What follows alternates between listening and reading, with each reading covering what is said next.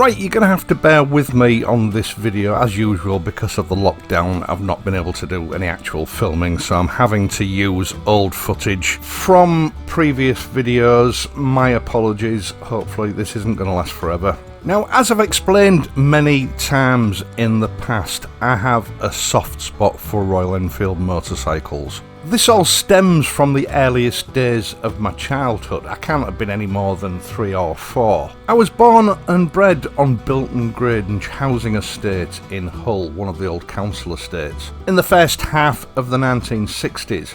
Britain's golden age of motorcycles. Now, my old man, he was a motorcyclist in his younger days. He'd actually stopped riding bikes by the time I was born. A concession to the fact that he had 5 kids. And it was no longer practical trying to transport 5 kids and 2 adults around in a motorcycle and sidecar. Now, my dad was a Royal Enfield man. I remember that from conversations that I had with him, although he did own other British bikes over the years. And one thing that has stuck so prominently in my mind throughout my life is that in the back garden of our old council house, parked up against the old French windows, there was a motorcycle. Now, putting 2 and 2 together, I suspect it had suffered some catastrophic engine failure and wasn't considered repairable, but my dad hadn't parted with it. He'd just parked it up in front of the French windows and left it there. Probably some considerable time before I was even born. Now, I grew to love that bike. It was part of the garden furniture. It was a Royal Enfield 350 Bullet, one of the old Redditch bikes. And I believe it was an ex-army bike that had been civilianised. It was rusting away. I think my original fixation with this bike was the fact that everybody considered I was too small to sit on it. My 2 older brothers used to sit and play on it on a regular basis during the summer months. And whenever I asked to have a go, I was told, no, you're too little, you'll have to wait until you're bigger. I'm not sure whether that was a genuine reason or whether it was just 2 older brothers being cruel. But that day when I was big enough to sit on that bike, unfortunately, never came. The bike just disappeared one day and I never saw it again. And I remember I was heartbroken, but I never forgot it either.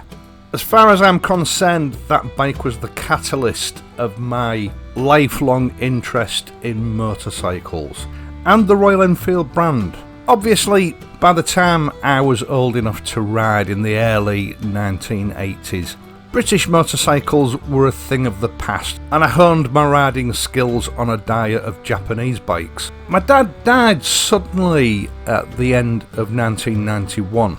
And I think it was early in 1992, the BBC aired a series of programmes called Perpetual Motion. This was a series that showcased iconic motor vehicles from the past that were still in production, or were at least still in regular use. And one of those programmes was about the Bullet, pointing out that the motorcycle itself was in fact still alive and kicking and being built on a large production scale in India. Something we're all very well aware of now, but in the early 1990s this was news.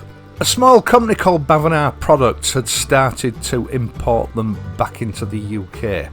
And I think at the time the top of the range Bullet was something like £1,800. Now, I was still very raw from my dad's death, and I vowed at that time I was going to have one of these bikes in his memory. Like most people, for most of my life, I've never been in a situation where I've been able to own more than one bike at a time.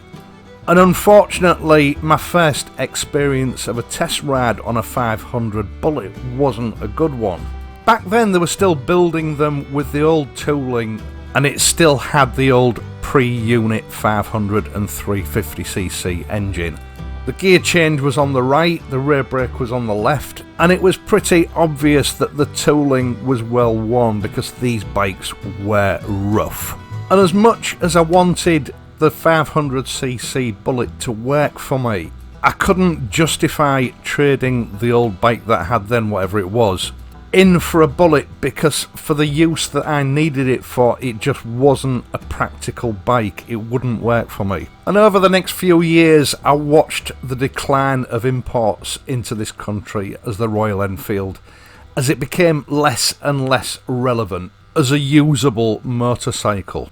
Aisha Motors bought out Royal Enfield, I think it was in 1994, just continued production of the bike as it was, and by 2008 it had reached the point where they could no longer persuade the pre-unit engine to meet emissions regulations, which meant that it couldn't be imported into various Western countries, and its days were pretty much numbered until in 2010 a complete new engine designed from the ground up was introduced, and the 350 and 500cc Bullet was saved. Between then and now I've test ridden Bullets several times. They're a far more practical bike than they once were, and as you may remember, I did once vow that it is a bike I'm going to have in my garage before I die. I almost bought one last year, but in the end opted for the Interceptor, a bike that just seemed more relevant for the channel. And I assume that there was plenty of time because the Bullet's been around forever and it's likely to be around forever.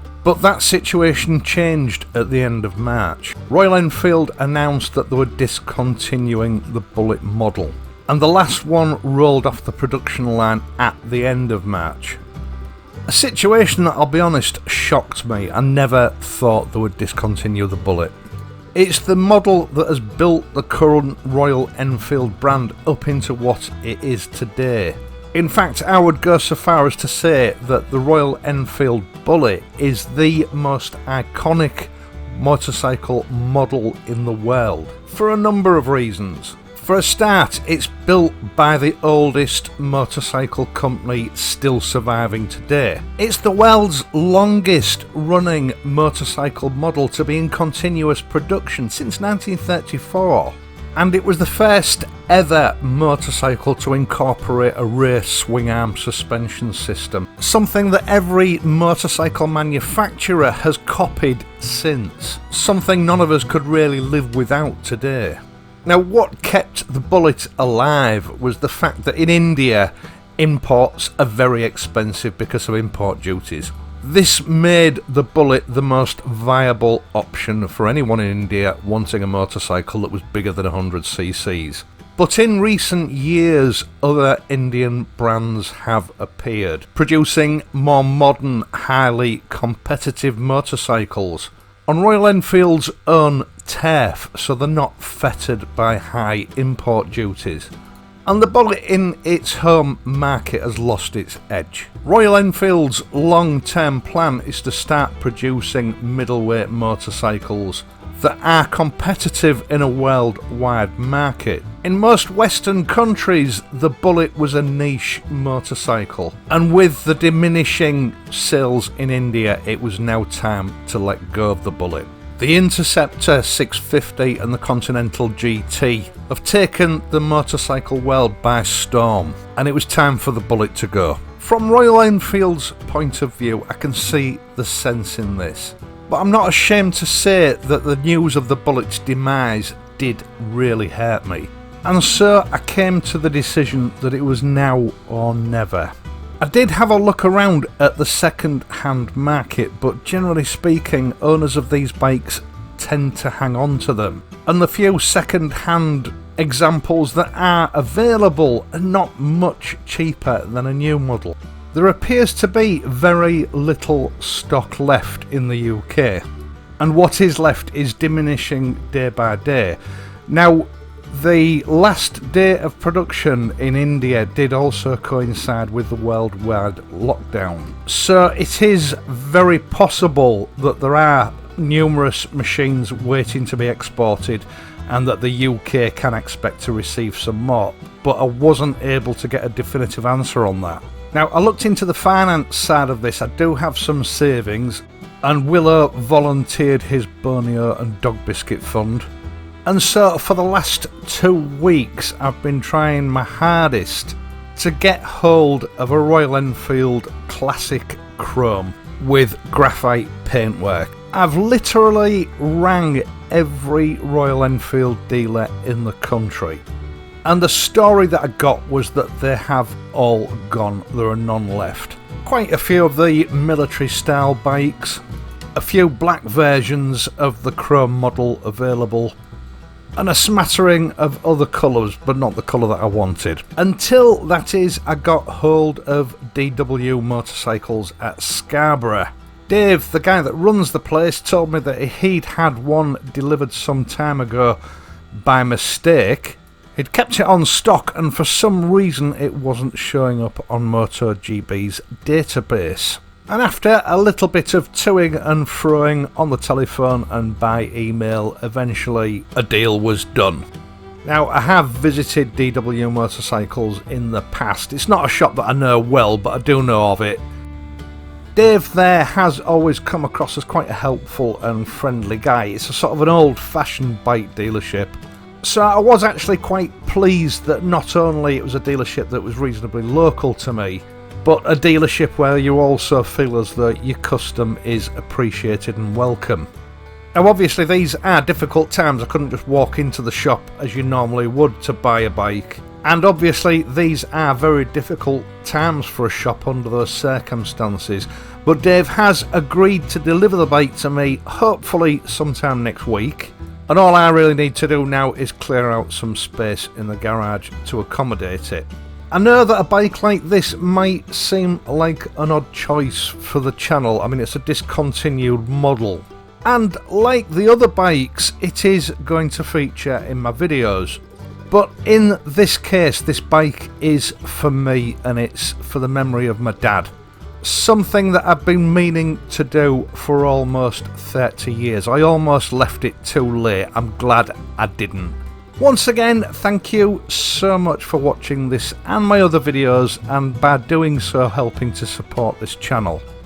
I hope you found this video interesting, enjoyable. If you have, please leave a like and subscribe to the channel. And if you do subscribe, don't forget to hit the notification button so that you can be alerted whenever I upload a new video.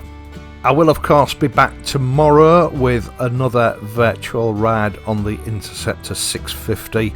So until then, if you have to ride, please ride carefully, and I'll see you soon.